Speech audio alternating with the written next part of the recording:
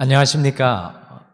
오늘도 우리 등마리교회가 말씀으로 주님과 함께 달려나가기를 원합니다. 이 사순절의 시간, 우리 예수님의 행적과 삶이 담겨 있는 사복음서를 읽는 것이 참 귀한 시간이라고 생각합니다. 오늘은 우리 마가복음 11장, 12장의 말씀을 같이 읽으면서 말씀을 잠깐 생각해 보도록 하겠습니다. 마가복음 11장 제가 먼저 같이 읽겠습니다. 그들이 예루살렘에 가까이 와서 감람산 벳바게와 베다니에 이르렀을 때 예수께서 제자 중 둘을 보내시며 이르시되 너희는 맞은편 마을로 가라. 그리로 들어가면 곧 아직 아무도 타보지 않은 나귀 새끼가 메어 있는 것을 보리니 풀어 끌고 오라. 만일 누가 너희에게 왜 이렇게 하느냐 묻거든 주가 쓰시겠다 하라. 그리하면 즉시 이리로 보내리라 하시니 제자들이 가서 본즉 나귀 새끼가 문 앞 거리에 메어 있는지라. 그것을 푸니 거기 서 있는 사람 중 어떤 이들이 이르되 나귀 새끼를 풀어 무엇 하려느냐 하매 제자들이 예수께서 이르신 대로 말한데 이에 허락하는지라.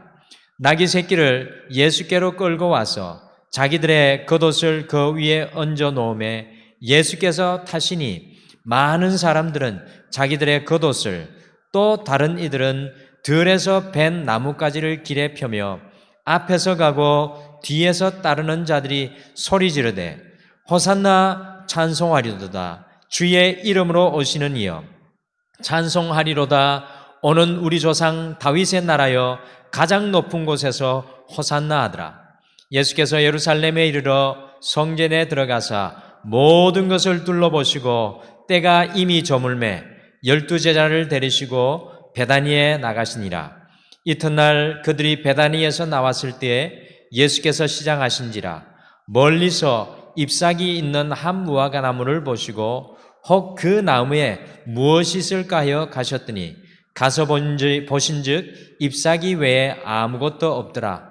이는 무화과의 때가 아님이라. 예수께서 나무에게 말씀하여 이르시되 이제부터 영원토록 사람이 내게서 열매를 따먹지 못하리라 하시니 제자들이 이를 듣더라. 그들이 예루살렘에 들어가니라. 예수께서 성전에 들어가사 성전 안에서 매매하는 자들을 내쫓으시며 돈 바꾸는 자들의 상과 비둘기 파는 자들의 의자를 둘러 엎으시며 아무나 물건을 가지고 성전 안으로 지나다님을 허락하지 아니하시고 이에 가르쳐 이르시되 기록된 바 내 집은 만민이 기도하는 집이라 청함을 받으리라 하고 하지 아니하였느냐. 너희는 강도의 수고를 만들었도다 하시매 대제사장들과 서기관들이 듣고 예수를 어떻게 죽일까 하고 꾀하니 이는 무리가 다 그의 교훈을 놀랍게 여김으로 그를 두려워함일러라. 그리고 날이 저물매 그들이 성 밖으로 나가더라. 그들이 아침에 지나갈 때 무화과 나무가 뿌리째 마른 것을 보고 베드로가 생각이 나서 여짜오되 라삐어 보소서 저주하신 무화과 나무가 말랐나이다. 예수께서 그들에게 대답하여 이르시되 하나님을 믿으라. 내가 진실로 너희에게 이르노니 누구든지 이 산들어 들리어 바다에 던져지라 하며 그 말하는 것이 이루어질 줄 믿고 마음에 의심하지 아니하면 그대로 되니라. 그러므로 내가 너희에게 말하노니 무엇이든지 기도하고 구하는 것은 받은 줄로 믿으라. 그리하면 너희에게 그대로 되리라. 서서 기도할 때 아무에게나 혐의가 있거든 용서하라. 그리하여야 하늘에 계신 너희 아버지께서도 너희 허물을 사하여 주시리라 하시니라.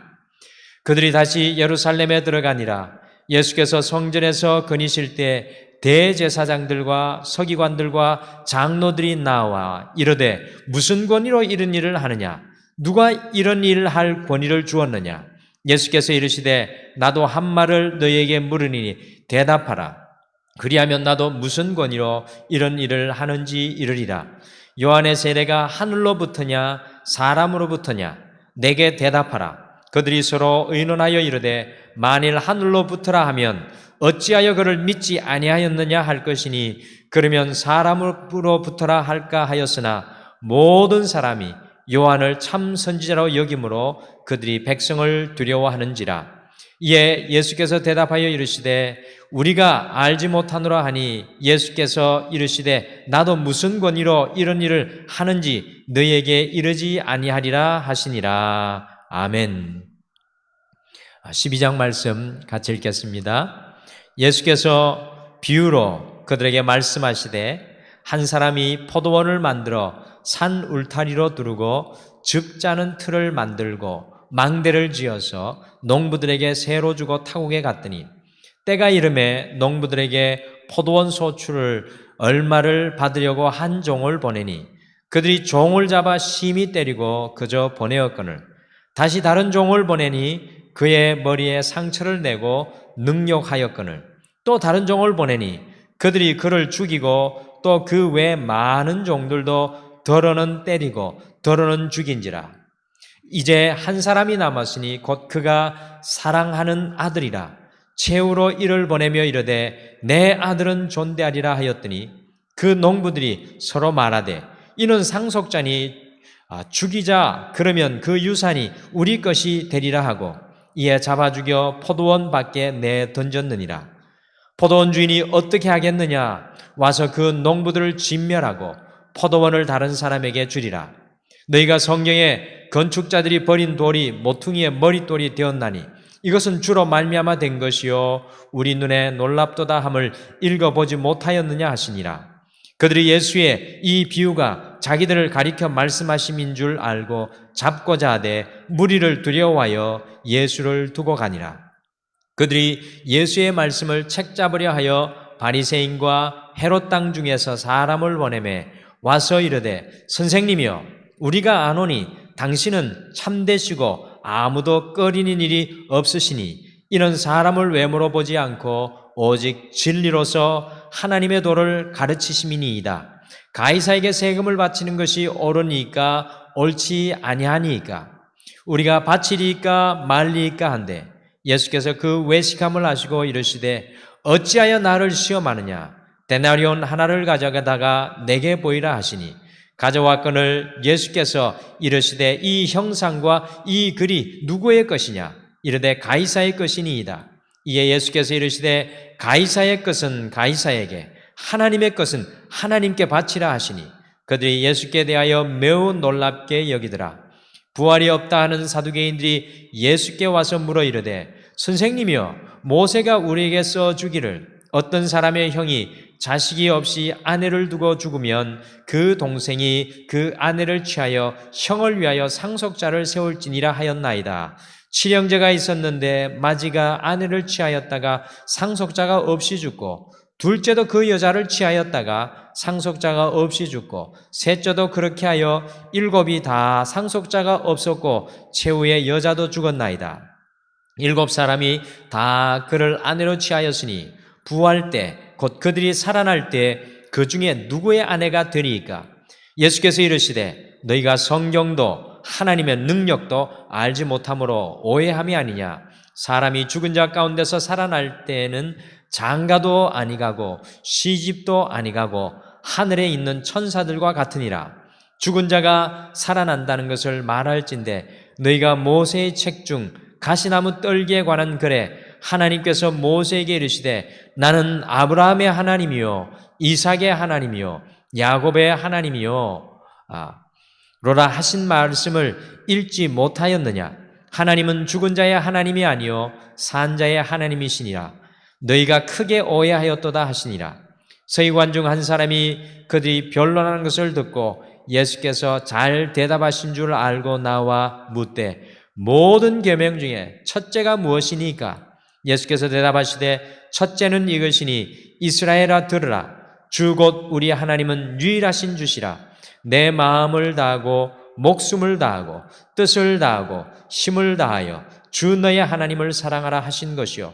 둘째는 이것이니 내 이웃을 내 자신과 같이 사랑하라 하신 것이라. 이보다 더 큰 계명이 없느니라. 서기관이 이르되 선생님이여 옳소이다. 하나님은 한 분이시요 그 외에 다른 이가 없다 하신 말씀이 참이니이다. 또 마음을 다하고 지혜를 다하고 힘을 다하여 하나님을 사랑하는 것과 또 이웃을 자기 자신과 같이 사랑하는 것이 전체로 드리는 모든 번제물과 기타 제물보다 나으니이다. 예수께서 그가 지혜 있게 대답함을 보시고 이르시되 내가 하나님의 나라에서 멀지 않도다 하시니 그 후에 감히 묻는 자가 없더라. 예수께서 성전에서 가르치실 때 대답하여 이르시되 어찌하여 서기관들이 그리스도를 다윗의 자손이나 하느냐?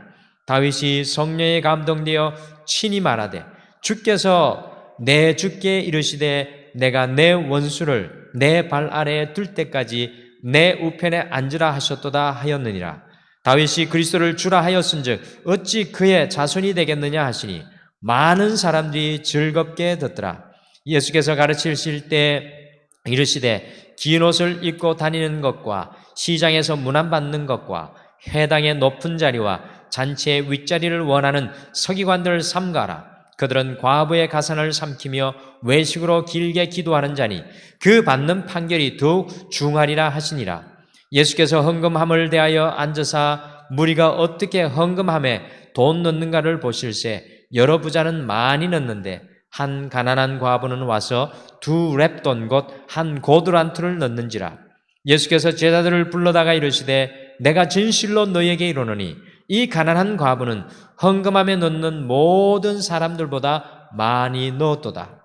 그들은 다 그 풍족한 중에서 넣었거니와 이 과부는 그 가난한 중에서 자기의 모든 소유 곧 생활비 전부를 넣었느니라 하시니라. 아멘. 함께 읽으신 이 마가복음 11장은 예수님께서 이스라엘의 가장 중심부인 그 예루살렘에 들어가셔서 일어나는 사건들입니다.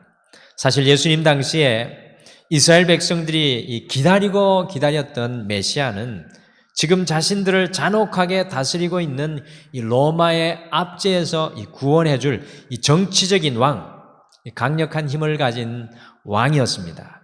그러나 1절에서 11절에 예루살렘에 들어오시는 예수님께서는 나귀 새끼를 타시고 예루살렘에 입성하시면서 사실은 이스라엘 백성들의 기대와는 완전히 다른 이 겸손의 왕의 모습을 간접적으로 오늘 말씀 속에서 보여주고 있습니다. 이 사순절의 시간을 보내면서 과연 우리 자신이 소망하는 메시아, 기다리는 메시아는 과연 어떤 분이신지 오늘 말씀을 보시면서 한번 우리가 돌아보아야 하겠습니다. 그리고 마가복음 11장 11절부터 14절은 시장하실 때 잎이 무성한 무화과 나무를 보시고요. 거기에서 먹을 것을 찾았으나 열매가 없으므로 예수님께서 저주하였습니다. 원래 성경에서는 이 포도나무, 무화과 나무는 이스라엘 백성들을 상징하는 대표였습니다. 삶의 열매가 없는 이스라엘 백성들을 향한 안타까움을 이 무화과 나무를 통해서 간접적으로 보여주고 계십니다. 잎만 무성한 것이 아니라 삶으로 드러나는 열매가 얼마나 중요한지 다시 한 번 더 깨닫게 되는 말씀입니다. 15절과 18절은 예수님께서 성전을 청결케 하시는 사건으로 예수님은 예루살렘에 오셔서 왕의 자리로 달려간 것이 아니라 성전으로 달려나가고 있습니다. 이 땅의 왕궁이 아니라 진정한 성전을 세우기를 원하시는 주님의 갈망을 발견합니다. 27절에서 또 33절은요, 대제사장들과 서기관들과 장로들이 자신들이 하나님의 자리에 앉아서 예수님께서 도대체 무슨 권위로 성전을 청결케 하는지 물었습니다. 대제사장들과 이 서기관들과 이 장로들을 보면서 우리가 때로는 하나님의 자리에 앉아 하나님의 노릇은 하고 있지 않는지 우리 자신을 돌아보게 하는 말씀입니다. 이 마가복음 12장은요, 예수님께서 성전에서 가르치시는 장면이 되겠습니다. 12장 1절에서 12절은 포도원 농부에 대한 비유로 맡긴 땅의 소출을 내지 않기 위해서 포도원 주인의 아들을 결국에 죽이는 비유입니다. 인생에서 진정한 주인이 누구인지 알지 못하는 어리석은 이스라엘 백성들을 깨우치시는 비유입니다. 그리고 13절에서 17절은 이 바리새인들과 대제사장들이 예수님을 책잡기 위해 가지고 로마의 황제에게 세금을 내는 것이 옳은지 옳지 않은지 묻고 있습니다. 그런데 예수님께서는 가이사의 것은 가이사에게, 하나님의 것은 하나님에게 바치라고 하면서 지혜롭게 말씀함을 넘어서셔서 사실 이 모든 것이 하나님의 것임을 간접적으로 상기시키는 말씀입니다. 18절에서 27절은 부활을 믿지 않는 사두개인들이 또한 예수님을 시험하기 위해서 한 아내가 여러 남편과 살다가 천국 가면 과연 누구의 아내가 되는지 묻자 예수님께서는 천국에서는 장가도 아니 가고 시집도 가지 않을 것이라고 하면서 하나님은 죽은 자의 하나님이 아니라 산 자의 하나님이신 것, 이 부활하셔서 우리를 만나실 예수님의 그 가르침을 이야기합니다. 오히려 바리새인들과 서기관들이 예수님을 12장에서 시험하려 들다가 특별히 28절부터 40절까지는 예수님께서 앉아 배우고 있는 장면을 우리가 발견합니다. 누구든지 예수님께 나아가면 완악한 마음일지라도 주님 앞에 그 마음이 열리게 되는 것을 깨닫게 됩니다. 마지막으로 41절부터 44절은 자신의 전부를 드린 과부의 헌신을 예수님께서 칭찬하고 있습니다. 어떻게 보면 가장 적은 헌금이었는데요, 우리 주님께서는 그 여인의 마음을 보셨습니다. 주님 앞에 가장 중요한 것이 우리의 마음이라는 것을 주님께서 가르쳐 주십니다. 오늘 이 하루 우리가 살아가실 때요, 우리의 외적인 것 어떤 것보다도 우리의 마음이 더욱 주님과 교통하며 그 주님 앞에 서 있는 이 하루가 되시기를 간절히 축복합니다. 오늘도 말씀 안에 주님의 지혜를 들으시고 그 지혜가 우리의 삶의 능력이 되시기를 간절히 축복합니다. 감사합니다.